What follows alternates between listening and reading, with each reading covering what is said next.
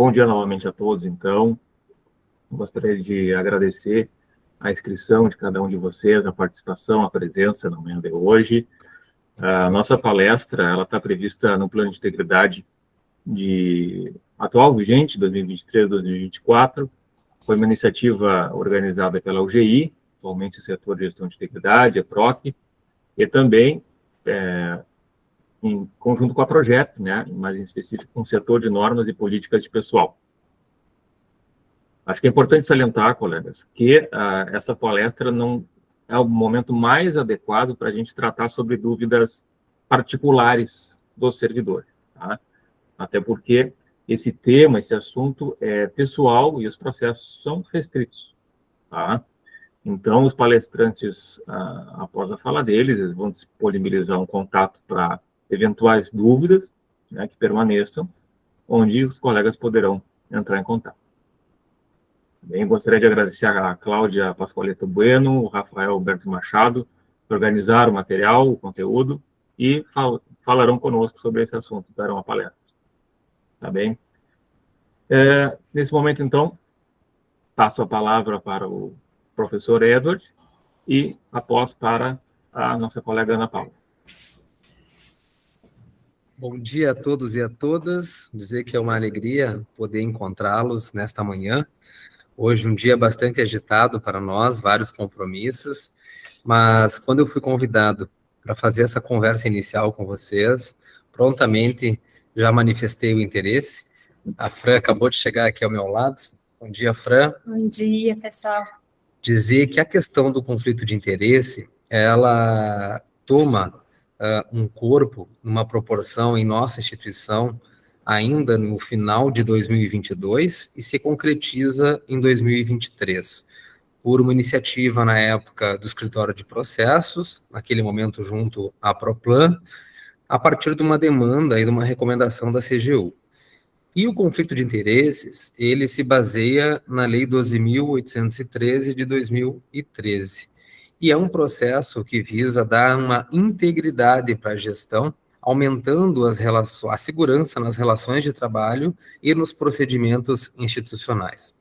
A partir dessa demanda, então, na época eu estava como pró-reitor de gestão de pessoas, né, nós criamos um fluxo em parceria com os colegas do PROC, que estão aqui, e outros colegas, e recrutamos, né, o Rafael Hubert e a Cláudia Pascoaleto, né, Bueno, de outras unidades para nos dar esse suporte na Progep, os quais fizeram um trabalho brilhante, né, e que vem sendo aí, inclusive, referência para outras instituições. Então, a partir disso, nós começamos um trabalho de divulgação, já no ano passado, e a palestra de hoje, a conversa de hoje, ela faz parte desse processo formativo que visa dar transparência e orientação para todos e todas os servidores em virtude de situações do nosso dia a dia, da vida pessoal, que muitas vezes podem estar, né, em conflito de interesse com as nossas relações institucionais.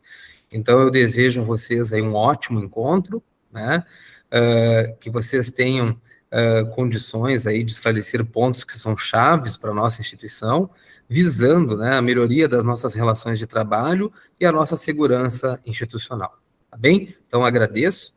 Vou passar a palavra para a Fran para dar um oi para vocês. Nossa presença aqui hoje é bem rápida, né, mas também nos colocamos à disposição, né, caso seja essa a necessidade de vocês.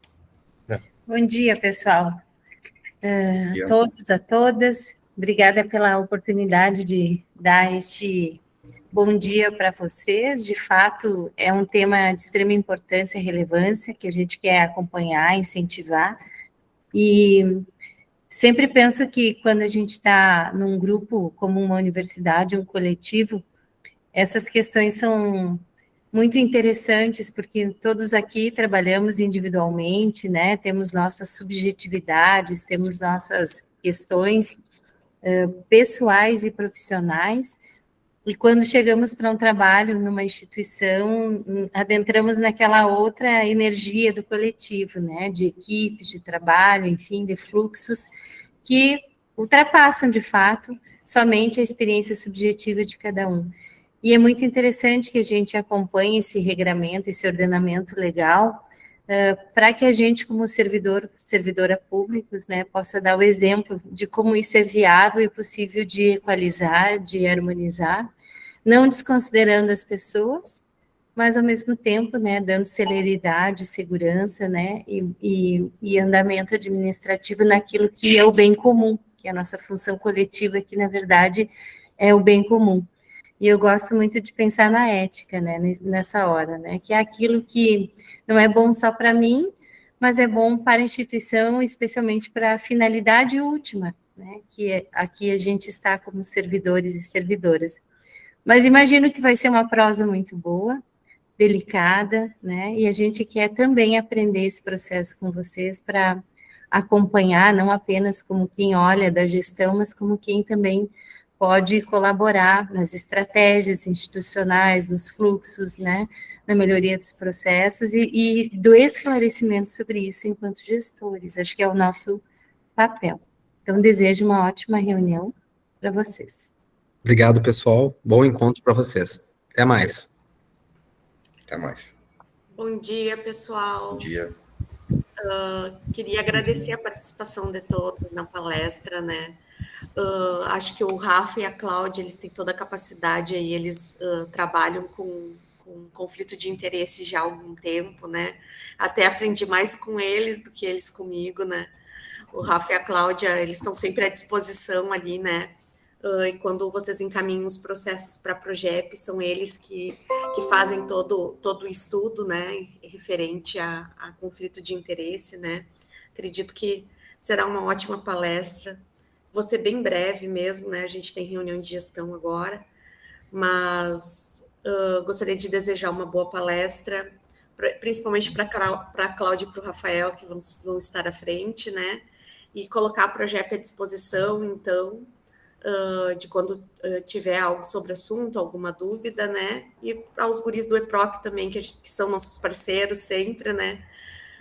O Thiago, né? Thiago, a gente sempre procura o Thiago para alguma coisa e o Ivan também. O Ivan, coitado, é cansado de receber, eu acho que é ofício meu, questionando alguma coisa. Estamos à disposição.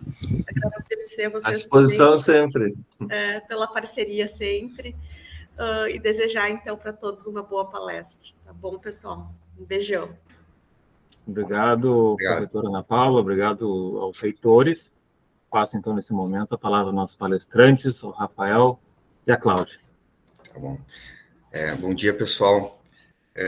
Vamos, então, falar sobre prevenção do conflito de interesses, tá? Eu vou colocar aqui uns slides.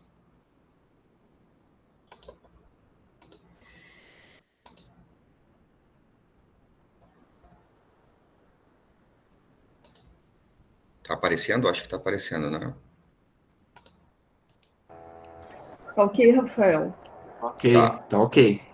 Tá. Prevenção do conflito de interesses, né? O que é conflito de interesses, né? Conflito de interesses, normalmente, é uma atividade, a gente exerce uma atividade pública e pretende ter uma atividade paralela, uma atividade privada. Então, tem que ser visto, caso a caso, se há ou pode haver um conflito de interesses, né? Isso aí é só caso a caso que a gente pode definir se tem ou não um conflito de interesse entre atividade pública e atividade privada. A Lei 12.813 de 2013 foi que disciplinou o conflito de interesses no âmbito do Poder Executivo Federal, tanto para cargos como para empregos, então, tanto para estatutários como CLT. E é bom salientar também que os impedimentos, eles podem permanecer até mesmo quando a gente se aposentar, né? Então, mesmo quando nós nos aposentarmos do serviço público, pode ainda existir impedimentos ou conflito de interesses.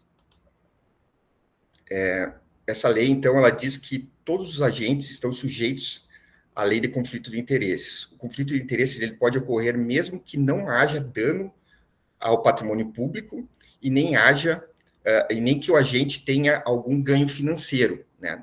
Não há necessidade que tenha um dano, um prejuízo ao erário e nem um ganho financeiro do servidor para que haja o conflito de interesses. mesmo não havendo nada disso, pode haver um conflito de interesses. Então, o conceito nessa lei diz que o conflito de interesses é uma situação gerada pelo confronto entre interesses públicos e privados, e que possa comprometer o interesse coletivo ou influenciar de uma maneira imprópria o desempenho da função pública. Então, fica claro aqui, né, que a duplicidade de funções, a princípio, não constitui ilícito. Então, é possível, por exemplo, até mesmo professores que têm dedicação exclusiva e algumas hipóteses restritas ter uma atividade paralela, ter uma atividade privada também, mas tem que ser visto caso a caso, tem que ser visto aí, por exemplo, na lei que rege o magistério, né, de dedicação exclusiva. A gente tem diversos exemplos, assim, né, do que pode gerar algum conflito de interesses, né, isso aqui de uma maneira hipotética, tá? Divulgar informações privilegiadas, sigilosas, ou que têm repercussão econômica ou financeira, contratar ou prestar serviços para instituição ou empresa que tem contrato com unidade de atuação, né, o servidor aqui de licitações ou contratos, ele não pode, né, trabalhar para uma empresa que tem alguma relação com o órgão público ao qual ele trabalha. Realizar outras atividades remuneradas privadas concomitantes com o serviço público e que sejam incompatíveis com a atribuição do cargo ou emprego. Isso aí também tem que ser visto caso a caso, né? Mas tem diversas atividades que são impedidas do servidor público exercer juntamente com o serviço público. Na gestão, beneficiar empresas que tenham participação de familiares próximos, né? Na gestão, daí, é óbvio isso, né, que ele não pode agir, o gestor público, de alguma maneira que beneficie alguma empresa que tenha algum familiar até terceiro grau, né, o cônjuge, filhos, ascendentes, todas essas pessoas, ele não pode atuar daí, né, tem que ser dado como impedido. Prestar serviços à empresa que seja controlada, fiscalizada ou regulada pelo órgão público que o agente trabalha. Isso aqui seria, por exemplo, o exemplo do Banco do Brasil ou da Petrobras, que tem algumas subsidiárias, né, coligadas. Aí, quem trabalha, por exemplo, no Banco do Brasil não pode também trabalhar numa empresa de seguros que faz parte do Banco do Brasil, né? Ou então da Petrobras, que tem várias outras empresas que são dependentes dela, né? Não pode trabalhar. Possíveis consequências da configuração do conflito de interesses. Isso aqui é importante, né? Que as pessoas não têm noção, né, das consequências, né, e das penalidades que podem vir a ser aplicadas depois que for constatada um conflito de interesse, né? Pela lei do conflito de interesses, o agente público que se encontra em situação de conflito de interesses, ele fica sujeito à demissão, parágrafo único, artigo 12 da Lei 12.813 de 2013, e outras penalidades, como pagamento de multa, ressarcimento do dano, se houver, e perda dos direitos políticos. Aqui a gente vê que é muito parecido com, e inclusive está aqui citado, a Lei de Improbidade Administrativa. É muito parecido as penalidades da Lei de Conflito de Interesses com a da LIA, né, que é da Lei de Improbidade Administrativa. Caso a gente tenha interesse em exercer a atividade privada e tenha dúvidas em razão do possível conflito de interesse, ter atividade desenvolvida por familiares de suas funções públicas, o agente, então, deve informar-se das normas vigentes e fazer essa consulta, né, via CECI, via o Sistema Eletrônico de Conflito de Interesses da CGU, que depois, por exemplo, vai para nós lá na Progep.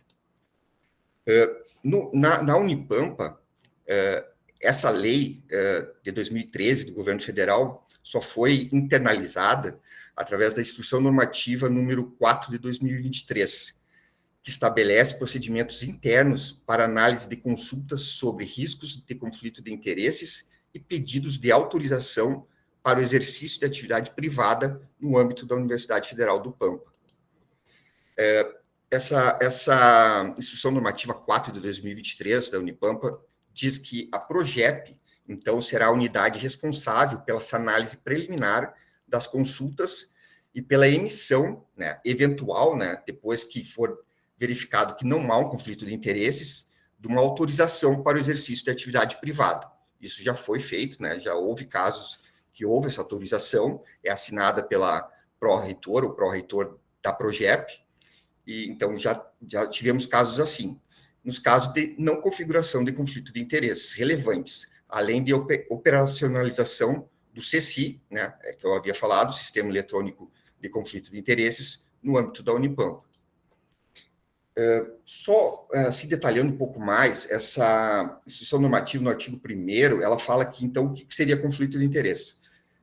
O confronto entre atividades públicas e privadas que possa comprometer o interesse coletivo ou influenciar, de novo, que nem aquela forma eu havia dito, de maneira imprópria o desempenho da função pública.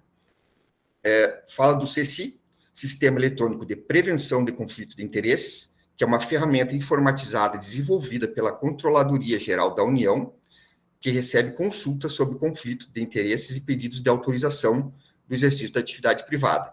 Como o professor Edward falou, isso começou na Unipampa no final de 2022, tá? Pela uma orientação da CGU. Nós tivemos até agora, eu acho que uns 7 consultas, né? Mas o ideal é que cada vez aumente mais de todo servidor que tem alguma situação que ele esteja exercendo alguma atividade paralela, atividade privada, ou que pretenda exercer, que ele faça essa consulta pelo sistema CECI, tá? A análise preliminar, basicamente, ela é feita de 4 etapas. Tem um juízo de admissibilidade, né? Muitas vezes o que chega ali não é conflito de interesses, e aí a gente retorna. Depois tem a análise do conflito propriamente dito. Se tiver um conflito de interesses, a gente pode também solicitar ou recomendar algumas mitigações de risco, né, dessa atividade que é exercida ou que o servidor pretende exercer, ou então negar, né, dizer que ele não pode exercer essa atividade. Disso, depois vai automaticamente o recurso para a CGU. Dessa análise que a gente fizer, dessa resposta que a Progep der para o servidor, para o docente, vai um recurso automaticamente para a CGU, dessa postulação do servidor. Então, o setor de normas e políticas de pessoal, o SNPP da Progep, ficou agora, né, o responsável pelo recebimento dessas consultas, né? É um setor dentro da Progep, né, e respostas ao CECI. Agora eu passo a fala para minha colega Cláudia. Bom dia a todos. Continuando com o nosso trabalho, com a nossa palestra, vamos falar agora do sistema CECI. Do que se trata o CECI? O CECI é a ferramenta informatizada que vai proporcionar que o servidor encaminhe as suas dúvidas sobre potenciais conflitos de interesse e que solicite, então, autorização para o exercício de alguma atividade privada. Então, como nós vamos ver daqui a pouquinho, o CECI é para a maioria dos servidores, mas para um certo perfil de servidores, ele não vai poder se utilizar do CECI, vai se Cláudia, utilizar... desculpa como atrapalhar, só que eu tirei a minha apresentação agora, tu pode colocar a tua, tá? Não, imagina, tá ótimo. Obrigada, Rafael.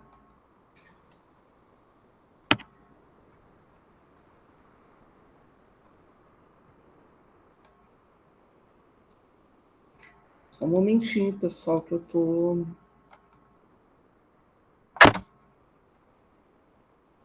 Opa, aqui.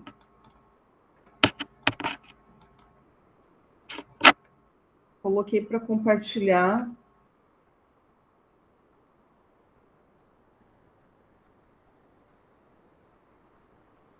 Você está enxergando, pessoal? Aqui ainda não, Cláudio. Agora sim. Agora entrou, né? Abrindo. Obrigada. Agora abriu. Tranquilo. Valeu, obrigada, pessoal. Bom, então, falávamos no CECI. Essa ferramenta informatizada, que foi um trabalho da CGU, se encontra no site www.cgu.org.br. www.cci.cgu.gov.br. Temos também nesse site o Manual do Solicitante. Nós temos 2 perfis quando a gente se cadastra no sistema. A princípio, todos nós nos cadastramos como solicitantes, e, no caso, solicitantes vamos ser todos nós.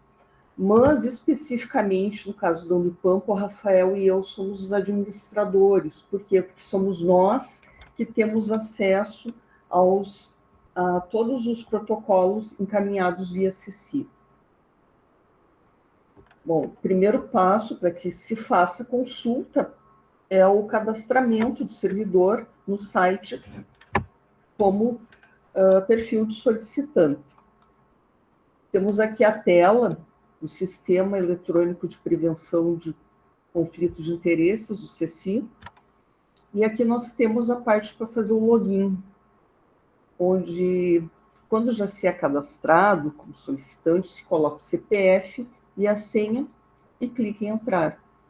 Caso o servidor não tenha se cadastrado ainda, que é o primeiro contato com o sistema, clica no botão cadastrar. O que mais que nós temos aqui? Temos outras informações inerentes ao tema, algumas perguntas e respostas, temos o Manual do Solicitante, que é muito interessante, que recomendamos a todos que leiam no momento em que forem se cadastrar, encaminhar algum protocolo de pesquisa, protocolo referente às dúvidas do CECI, conflito de interesse e relativa à solicitação então,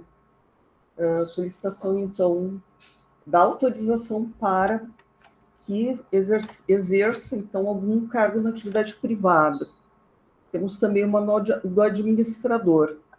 Esse manual não é um manual assim, interessante para quem encaminha. Esse aqui, no caso, seria mais para...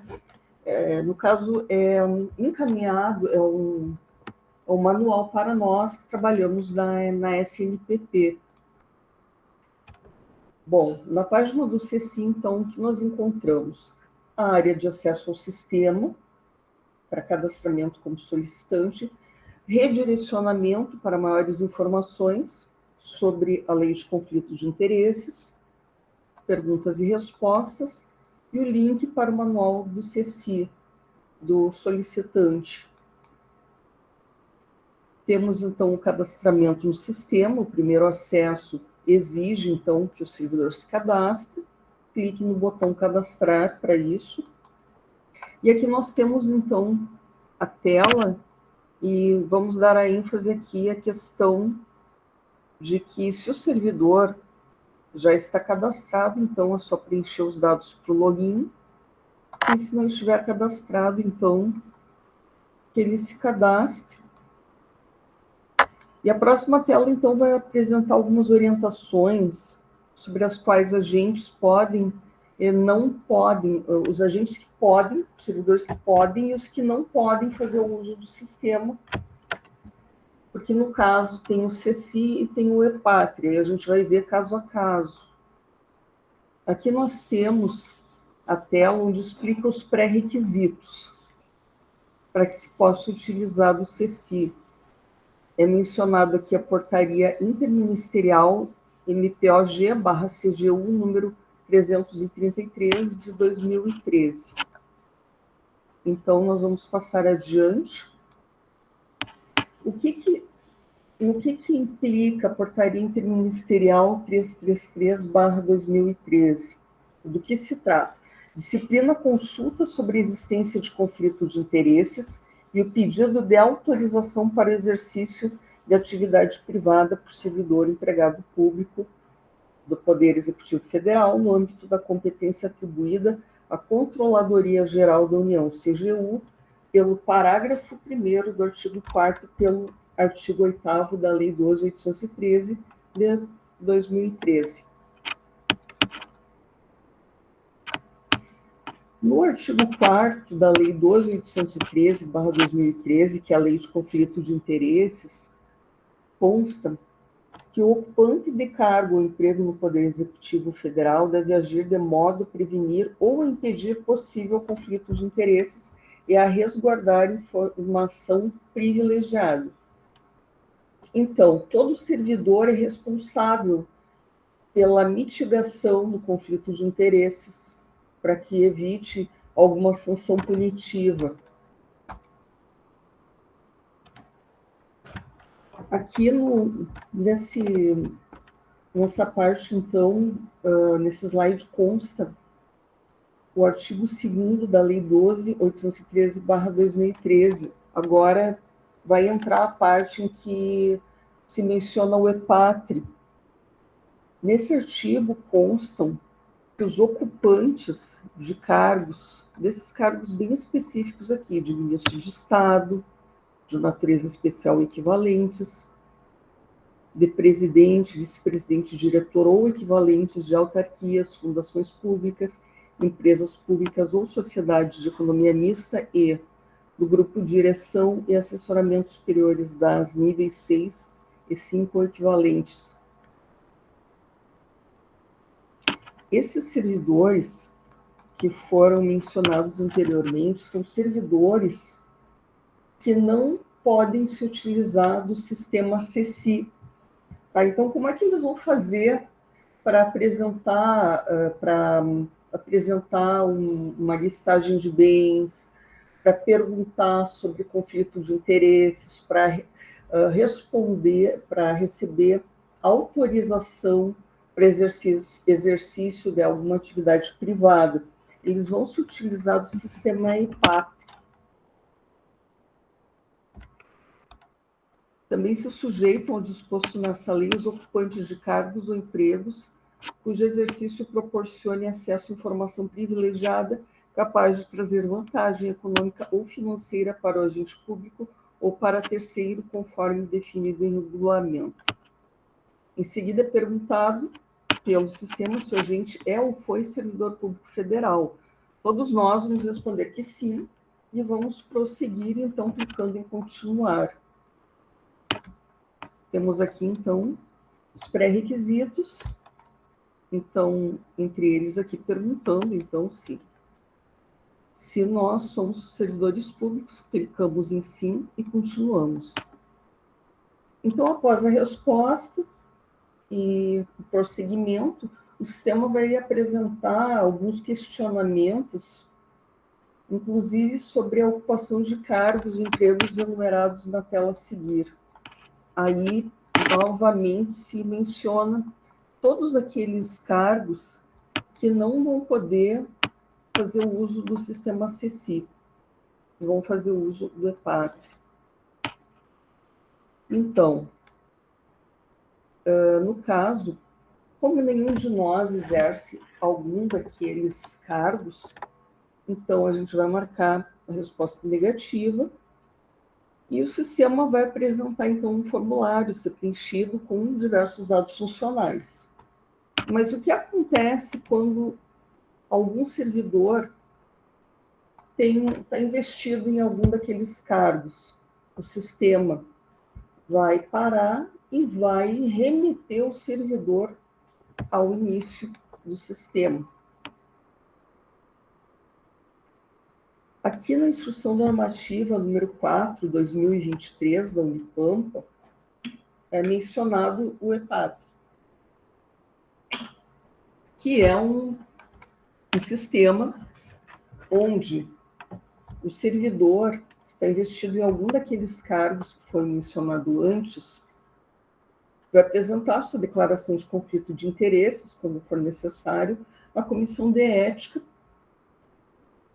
E também, como já foi colocado, todas e quaisquer dúvidas inerentes ao exercício de uma atividade privada, bem como a solicitação de autorização para exercício de alguma atividade privada.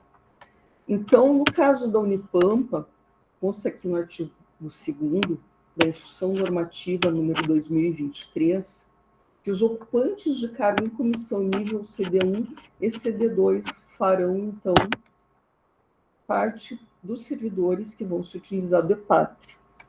No caso do CD1, é reitor, CD2, vice-reitor e pró-reitores.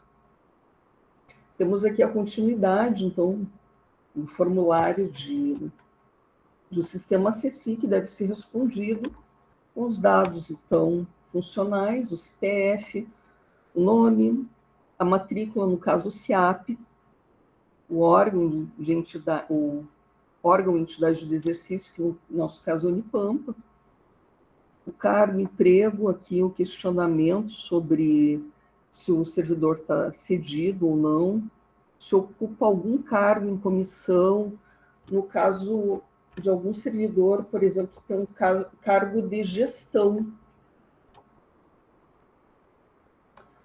Telefone, e-mail, confirmação de e-mail, a senha, que deve obedecer a esse critério aqui, senhas com no mínimo 10 caracteres, contendo maiúsculas, minúsculas e números, confirmação, e finalmente o botão confirmar.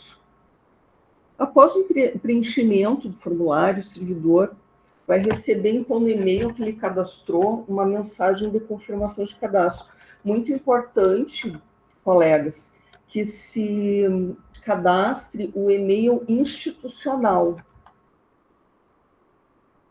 Aqui tem a mensagem, então, que menciona, inclusive CPF e senha. Então, quando é concluído o cadastro, o servidor já pode fazer uso do sistema, colocando o CPF e a senha para que se faça o login e clicando em entrar. Então, aqui, caso do solicitante, que vai encaminhar o protocolo de questionamento sobre o potencial conflito de interesses, só preencher aqui o CPF, a senha e clicar em entrar. Bom, feito o login, vamos encontrar, então, as funcionalidades do sistema, possibilidade de alteração dos dados cadastrais, a própria senha, a consulta ou pedido de autorização sobre o conflito de interesses, acompanhar suas solicitações. Por exemplo, encaminhei hoje a minha consulta sobre conflito de interesses. Mas se eu quero, por exemplo, ver no final da tarde, encaminhei agora de manhã, eu quero ver no final da tarde se o SNPP já recebeu, se por acaso já tem algum tipo de retorno, então eu posso verificar. Lembrando que o SNPP tem 15 dias para resposta e que, em caso o protocolo tenha parecer negativo, então vai para a CGU, porém, no caso do servidor querer apresentar recurso, é um direito que ele tem e tem como fazer isso no sistema. Então, automaticamente, o protocolo que tem parecer negativo vai para a CGU, porém, o servidor tem que apresentar o sistema também, inclusive com alguma legislação, alguma jurisprudência que justifique esse recurso. Temos aqui, então, as funcionalidades, os dados cadastrais que podem ser alterados. Temos também a possibilidade de fazer a solicitação, o acompanhamento e a interposição de recurso. Já na próxima tela, nós temos um formulário com questionamentos referentes às atividades exercidas no serviço público e atividade pretendida no âmbito privado. Importante salientar que o artigo 5º da Lei 12.813/2013, Lei de Conflitos de Interesses, menciona que as situações que configuram conflito de interesses, no exercício do cargo público. Aqui nessa tela, no questionamento número 1, aliás, no tópico número 1, apresenta uma série de situações de conflito de interesse. Inclusive, o Rafael já falou bastante lá no início, no slide 6, perdão. E o que acontece? Nós temos um exemplo muito interessante aqui sobre a questão dos presentes. Supomos que o servidor tenha uma licitação, tenha feito uma licitação de cafeteiras. E para essa licitação, então, teve uma determinada empresa, fornecedora de cafeteiras, que está inscrita para a licitação, e em algum momento o servidor vai trabalhar presencialmente, chega lá na sua mesa para desenvolver o seu trabalho, e de repente ele vê um pacote, sendo que se trata de uma cafeteira que foi enviada por um dos fornecedores de cafeteiras. Então, qual é a atitude que deve se tomar? Bom, primeiramente, se trouxerem a cafeteira no momento em que a pessoa está lá, ela vai agradecer, mas não vai receber, não pode receber, para não configurar um ilícito. Então, qual é a atitude correta se a pessoa chega e já está lá disponível? O servidor tem que pegar obrigatoriamente a cafeteira e entregar aos cuidados do patrimônio. Essa é uma questão que foi abordada pela CGU, inclusive, em uma palestra, e foi usado esse exemplo e ficou muito claro. Não se pode aceitar o presente. Tem que devolver, e no caso de não poder devolver, entrega ao setor de patrimônio. Aqui outras informações referentes à possibilidade de exercício na atividade privada, se estaria vinculado a outra organização durante o exercício dessa atividade. No caso, se descreve aqui o tipo de vínculo. Caso a pessoa física ou jurídica mantenha algum vínculo com o cargo em que você trabalha, descreva-o. Se descreve, então, o tipo de vínculo, as atribuições do seu cargo ou emprego público, atividades que exerce especificamente na sua lotação. Aqui eu vou usar um exemplo de docente. Colocar, sou docente do curso, de um determinado curso, um determinado campus, e as atividades seriam, por exemplo, ensino, pesquisa e extensão, e se tiver algum cargo de gestão, menciona também. Aqui pergunta, você lida com informações sigilosas ou privilegiadas na função pública? Se sim, descreva-as. Fala, então, aqui na questão do poder decisório na função pública. Se for um cargo, se a pessoa exercer um cargo de função pública no qual tenha algum poder decisório, é importante que escreva aqui, descreva o potencial de interferência, qual o possível conflito de interesses que você gostaria que fosse avaliado. E a última, e não menos importante, a partir dessas informações prestadas sobre o potencial conflito de interesses, seu interesse é receber uma resposta simples referente a essa consulta, ou a resposta e uma autorização expressa para o exercício da atividade. Bom, respondidos todos os questionamentos, o servidor vai anexar algum arquivo, se for o caso. Então, nós recomendamos que sejam anexos arquivos em PDF, que dão maior segurança ao servidor. Então, aqui é só anexar o arquivo, clicar em enviar. O tamanho do arquivo não pode ultrapassar a 25 megabytes.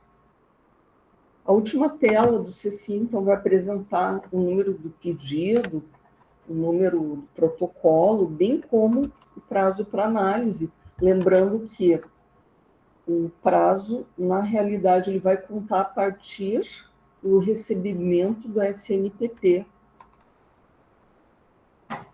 do protocolo, por meio do CECI.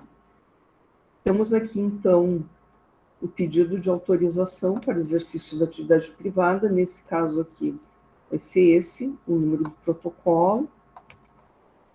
Temos, então, a data, que seria o deadline, seria a data limite para se receber o retorno, mas conta a partir do recebimento do SNPP.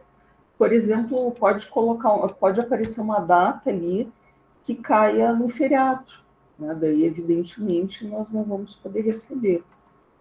Clicar em início.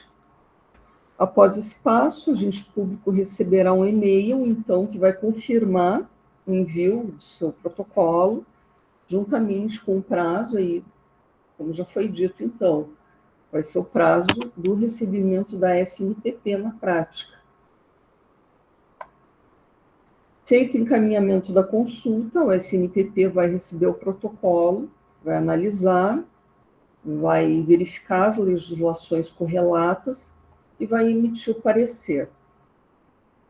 Se a análise mencionar um risco relevante, o servidor pode encaminhar o recurso para o sistema, ou seja, encaminhei o meu protocolo, tive um parecer negativo da SNPP, que eu não posso exercer aquela atividade privada por algum motivo que consta na legislação, então eu vou ter o meu protocolo automaticamente encaminhado para a CGU. Porém, além disso, nós temos que encaminhar o recurso. Então, o servidor vai anexar no recurso algum documento, alguma legislação, jurisprudência, na qual justifique-se, então, a interposição de recurso.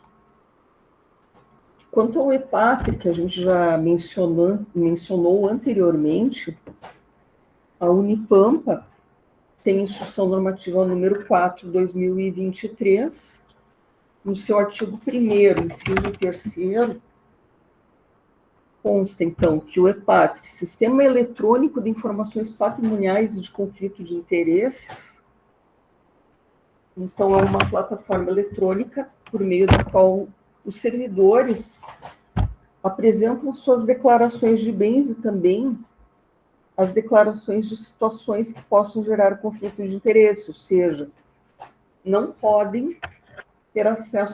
ter acesso ao CECI, vão ter acesso ao EPATRI e vão encaminhar por ali, então, pelo EPATRI, as suas dúvidas sobre conflito de interesse, suas declarações de bens patrimoniais, quando for o caso. Isso levando em consideração todos aqueles agentes que já foram mencionados, ministros de Estado, por exemplo, e no caso específico da Unipampa, CD1, reitor, CD2, vice-reitor e pró-reitores.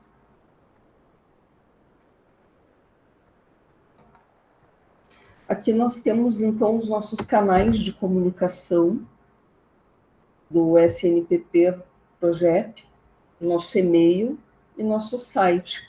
Recomendamos, então, que quem tem alguma dúvida sobre a palestra, ou qualquer outra, que não seja, né, caso de ser analisado, daqui a pouco alguém vai pensar que pode encaminhar o seu caso de potencial conflito de interesses, mas não é esse o caso.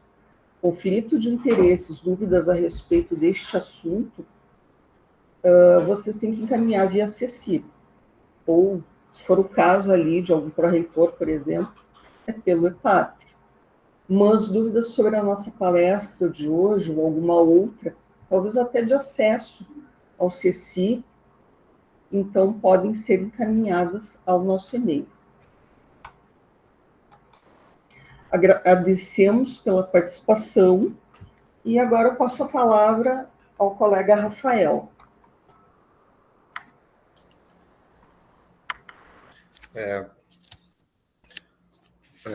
Bom dia de novo, pessoal.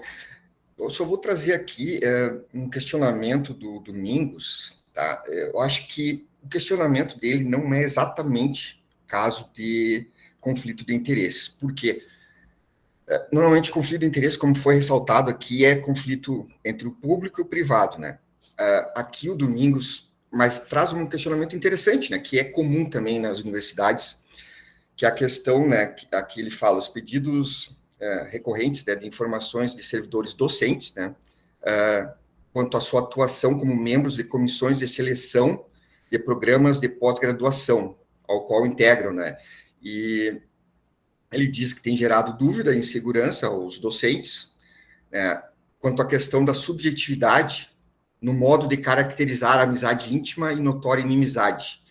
E também fala de situações de possível vantagem de terceiro no meio acadêmico.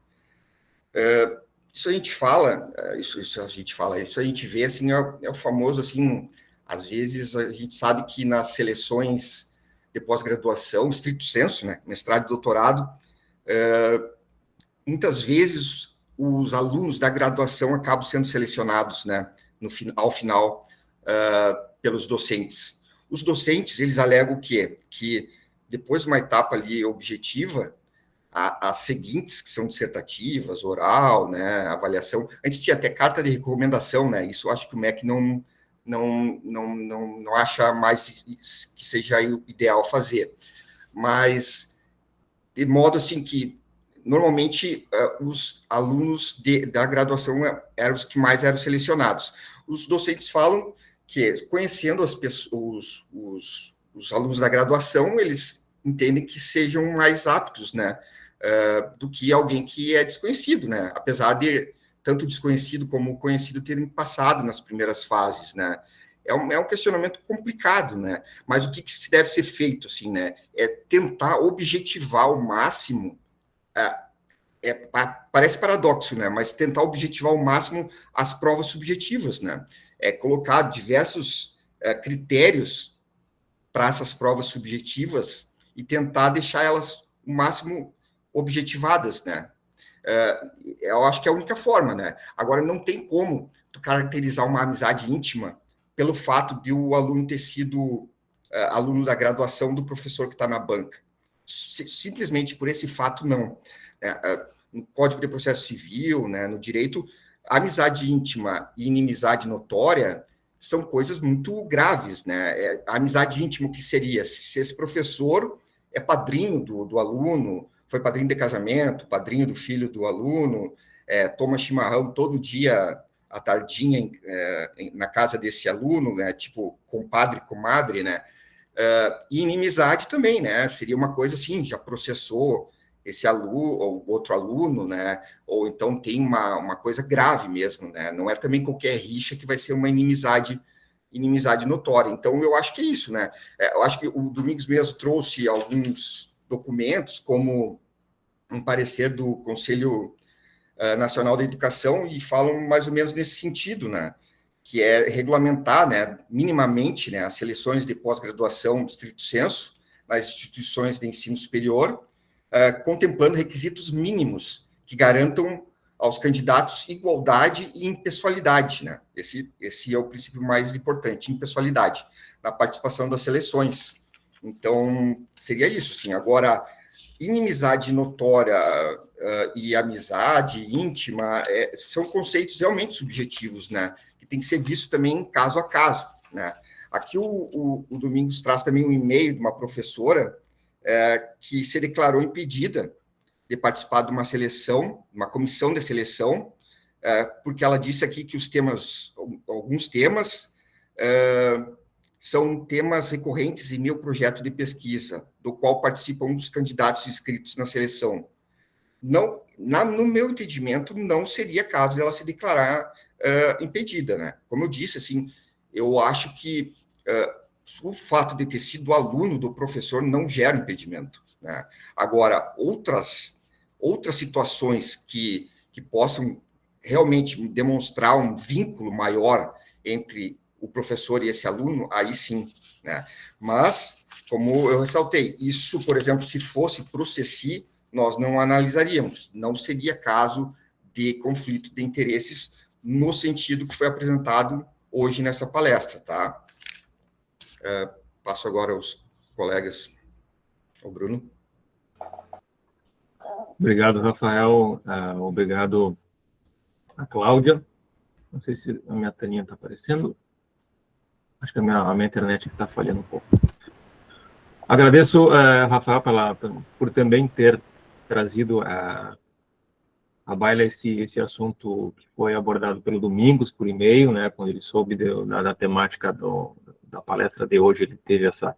Eu acho que é bem importante, né? É bem recorrente, só que é outro tema, mas eu acho que é bem importante. Exato. É um pouco diferente a temática. A temática, né? Não é exatamente o que a gente pretendia apresentar aqui, é que esses assuntos relacionados à integridade se tocam.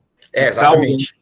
Eles se permeiam, nepotismo, interesses... Até, Bruno, se eu puder dar mais um exemplo, eu não sei se daí vocês quiserem trocar uma ideia, por exemplo, de um professor, aí é concurso público, não é seleção de pós-graduação, um professor que vai participar de uma banca, tá? E um colega dele tem uma cônjuge participando desse concurso, ele tem que se dar como impedido?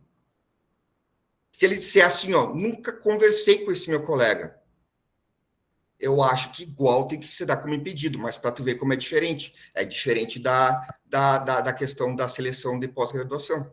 Então tem caso a caso. Exatamente, caso a caso. E esses assuntos nos geram um pouco de confusão, porque eles não se separam completamente. Quando a gente fala sobre esses assuntos de integridade, seja conflito de interesses, nepotismo, a questão ética de conduta, está tudo muito mesclado, né? Exatamente, são questões éticas. Então, até nós que às vezes estamos organizando essas normativas para a Unipampa, a gente fez no ano retrasado, no ano passado, a de conflito de interesses, que é justamente para isso, a pessoa que quer fazer algo privado, ou por causa do próprio trabalho está em dúvida se aquilo ali é um conflito, tem um CECI, a gente fez esse tipo de IN aqui na Unipampa. Elaboramos também uma de nepotismo, que já foi aprovada até pela Procuradoria, né, Tiago Salazar? Agora está em análise pela alta gestão, enfim. E a gente tem uma dificuldade, às vezes, de nessas políticas internas, nós conseguimos separar cada assunto, porque eles não são separados na realidade e na prática. Mas, enfim, a gente está progredindo, isso que importa, né? A gente está buscando atender a legislação e os apontamentos da CGU, estamos correndo atrás. Acho que tem algumas perguntinhas aqui. A gente pede que as perguntas, tá, pessoal, sejam enviadas pelo e-mail informado, tá? Acho que falaram que já tem uma legislação ali, a Gabriele, eu acho que falou isso, Gabriele do Carmo falou alguma coisa sobre impedimento, né, naquele caso que a gente citou, mas a questão também dos professores de dedicação exclusiva é bem interessante, porque tem várias hipóteses de exceções, mas é bem interessante. Pode falar, Rafael. Eles podem mandar as perguntas que a gente responde. Vocês podem colocar novamente ali o e-mail de vocês ali no chat, por favor? Pode colocar, Cláudia. Informando ali que... Pode colocar o nosso e-mail?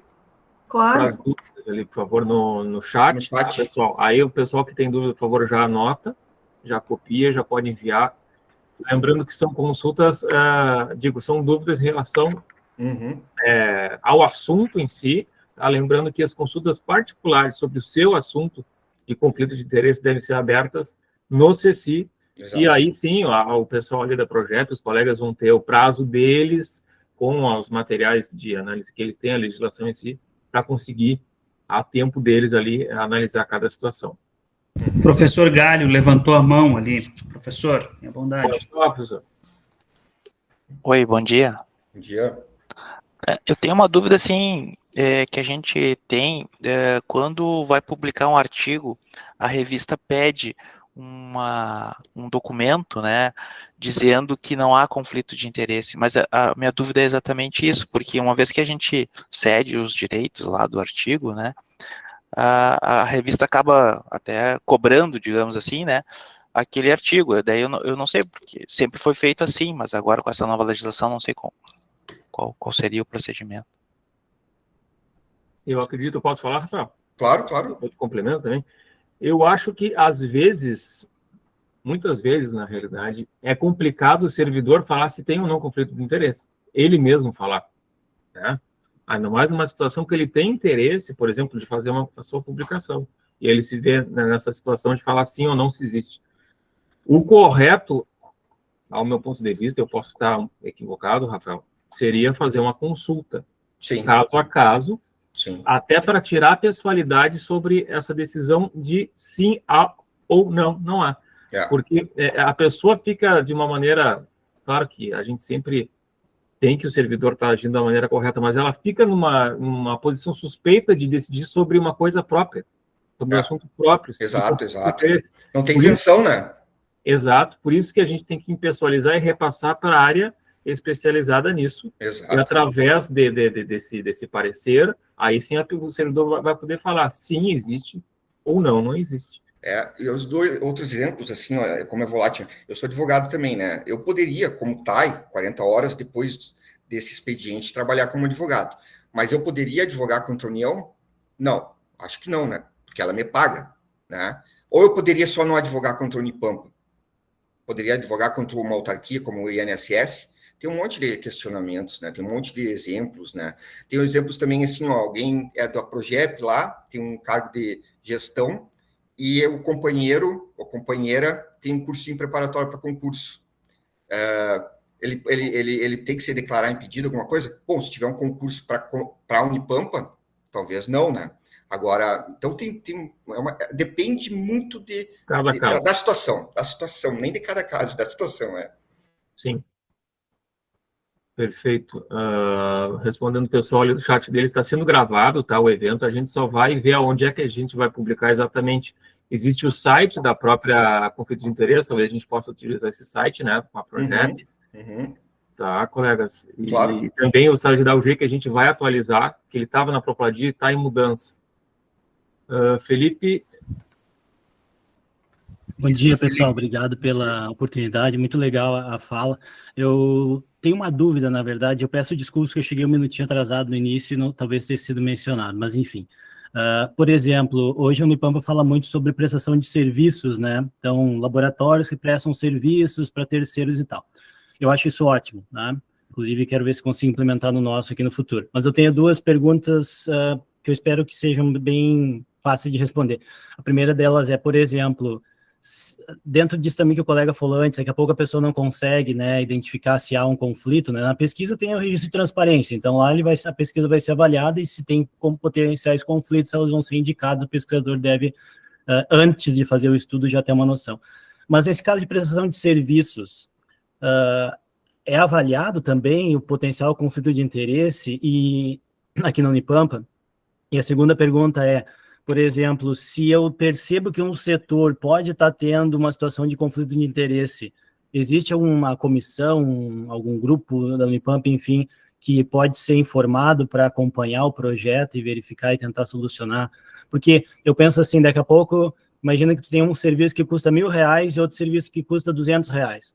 E pode ser que tu tenha um conflito de interesse, porque como o laboratório recebe um percentual do valor em algum momento, daqui a pouco tem um conflito de interesse de querer prestar aquele serviço mais caro só, e não o serviço que pode ser mais barato. Então, eu queria entender um pouquinho se a Unipampa tem algum mecanismo nisso, né, para daí sim chegar no registro, solicitação, enfim. Eu acho que pode ser feito no CECI, né, como a gente havia falado, né, isso aí tu pode encaminhar para lá, até mesmo essas questões de projetos, né, que não são um objetivo a lucro e tal, mas não deixa de ter um ganho, né. Eu acho que o senhor daí tem que mandar para esse e-mail o questionamento, a gente manda para esse e-mail a sua pergunta, que a gente lhe direciona para o CECI, que é um sistema eletrônico de conflito de interesse, que talvez, como o senhor chegou mais tarde, o senhor não viu, e daí pode formular lá o seu caso, né? Aí lá a gente responde para o senhor, tá? Não, eu acho que não deve deixar de fazer isso. Claro, né? É onde a gente vai unificar todas essas demandas de dúvida sobre conflito ou não, é através do CECI. Aí, como a gente disse, os servidores especializados ali da projeto vão poder analisar com prazo que eles precisam, né? Ali com a legislação direitinho ao lado.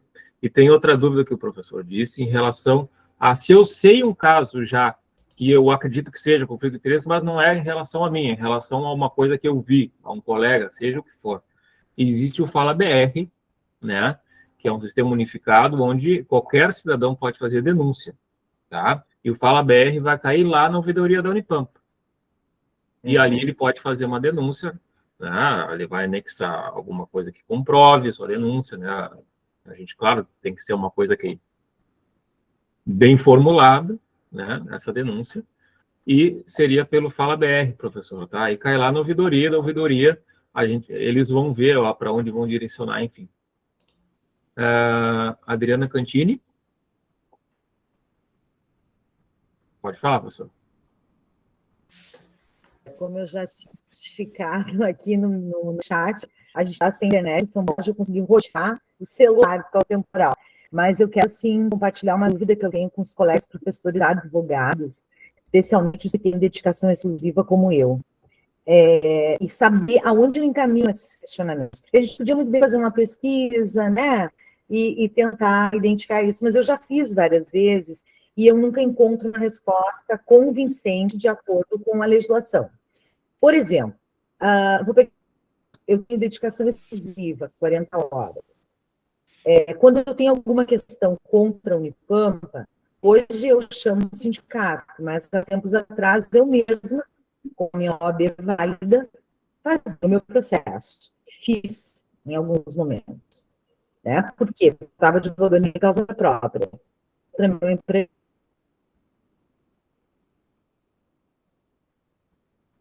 Ok, o Estatuto da OAB permite. Em relação à dedicação exclusiva. Né? Então, a minha dúvida ela está sobre isso. Pelo menos, salvo melhor juízo, né? Vamos usar aqui o nosso brocado famoso. Eu entendo que a dedicação exclusiva não significa não poder atuar em outra frente. A própria legislação permitiria atuar em pesquisa, tanto é que eu atuo na Universidade Nacional de Missões, como professora convidada dos programas de pós-graduação na Argentina. Então, eu queria ter um e-mail ou um local onde eu pudesse esclarecer. Para mim está falhando. Você sim. Pelo sentido. Está travando o vídeo. Está travando bastante, professora. Existe alguma outra atividade? Professora Adriana, a senhora tem que fazer esse questionamento como a gente... No CECI. No CECI, a senhora tem que fazer esse questionamento, tá, professora? A gente nós já analisamos casos de professores de dedicação exclusiva e, como a senhora sabe, tem uma legislação específica e são determinadas hipóteses, né? Tipo, pode dar palestras no máximo 300 horas por ano fora, não sei o quê, são bem específicas, então eu acredito que tem muita coisa que não vai poder, mas é bom fazer, exatamente para isso foi criado o CECI, para deixar uma maneira transparente, né? Então a senhora tem que dar uma olhada nesse nosso e-mail e possa pedir informações ou assistir de novo essa palestra e entrar no âmbito do site do CECI, CGU. Lá a senhora faz um cadastro como solicitante e aí a senhora coloca todo esse caso concreto, né? Que a gente também não analisa caso em tese. E daí a gente vai responder, tá? Acho que vai ficar bem para a senhora. Tá. O teu link, o endereço de acesso, se puder colocar no... O e-mail está aqui, né? Foi descrito aqui. E depois a gente pode mandar... Depois que a senhora mandar o e-mail, a gente pode direcionar para o CECI, tá? Eu coloquei o link ali, estava procurando também, caso já queira conhecer o site, mas pode começar uma conversa também através, se for o caso, do e-mail que eles compartilharam ali, né? Mas a consulta em si, para ver se algo é conflito ou não, sempre através do CECI. Exato. Para formalizar, inclusive. Exato. Mais alguma colaboração, colegas, alguma dúvida? Ivan, qual é teu entendimento, Ivan? É contra a União ou contra só a Unipampa que não pode advogar?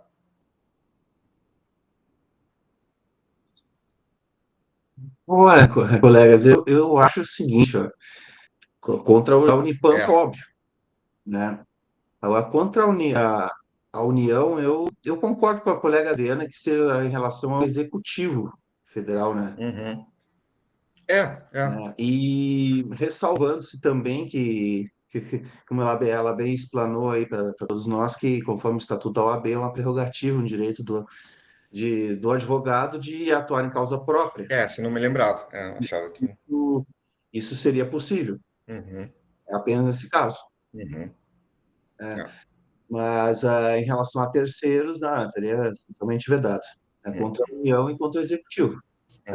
O Pampa e contra o Executivo Federal. Eu entendo assim, que está tudo alinhado no mesmo poder, nos 3 poderes, né? Inclusive autarquias, INSS. Sim. Então, até para obedecer aquele princípio da tripartição dos poderes, né? Então, eles são investidos uma certa autonomia. Então, entendemos assim que o legislativo e o judiciário seria uma outra esfera, onde seria possível levantar questionamentos na área assim, judicial ou administrativa contra eles. Seria isso. Valeu. Acho que podemos nos encaminhar para o término da palestra, colegas. Pedimos, então, a todos que enviem ali as suas dúvidas que não sejam pessoais sobre o seu pedido em si de análise para o e-mail ali, conflito de interesses.projep@unipampa.edu.br. Quem já se sentir à vontade de, caso necessário, abrir uma consulta é através do CECI, tá? Da CGU, através após seu cadastro como usuário. E, Tiago e colegas do SGI, agradecemos e cumprimentamos, inclusive pela qualidade da palestra e do conteúdo, ao Rafael e à Cláudia. Também coloco à disposição o SGI, certamente o Tiago também, em relação ao EPROC, a projeto para a gente seguir nesse caminho de a gente tentar atender ao máximo a legislação, as recomendações da CGU, quanto aos sistemas relacionados à integridade pública, inclusive conflitos de interesses. Alguém gostaria de se pronunciar? Sim, Bruno. Não, só para reforçar essa disponibilidade do escritório de processos, tanto para sistematizar essa questão muitas vezes, alguns processos administrativos, e no caso do conflito de interesse, um processo administrativo que nós tínhamos ideia só pelos manuais da CGU, né? A época que nós fizemos os primeiros contatos com os manuais, o fluxo de procedimentos deles, para que nós pudéssemos aqui na nossa estrutura, na nossa burocracia, termos o nosso fluxo, e aí depois começarmos a estruturar o ambiente onde esse fluxo ia ser tratado, né, na SNPP, né, e aí aqui o escritório de processos, né, se coloca à disposição também da Cláudia e do Rafael para eventuais otimizações nesse processo, né.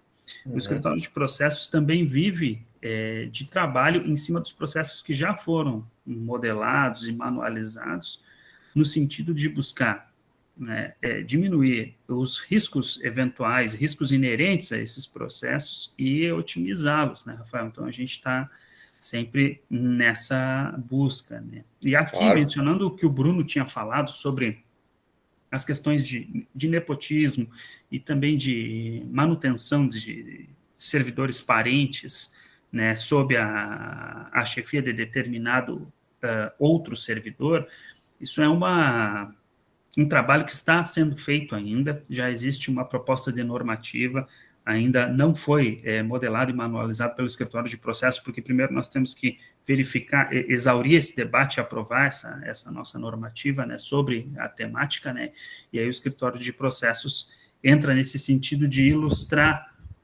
o procedimento para que a gente possa exercer ele dentro da instituição sem áreas cinzas, né, no que tange às atividades e às competências de cada ator do processo, né. Então, vamos estar agindo também nessa frente. Tá bem, pessoal?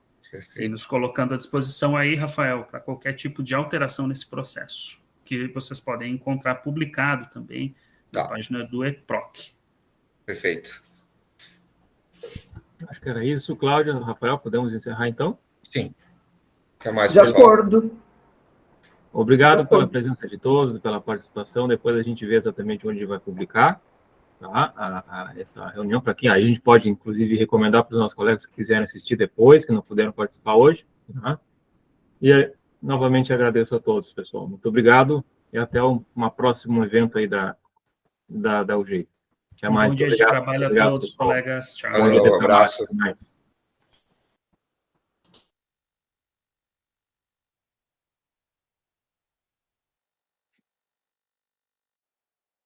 Queria ter mais colegas. Um abraço, um ótimo dia.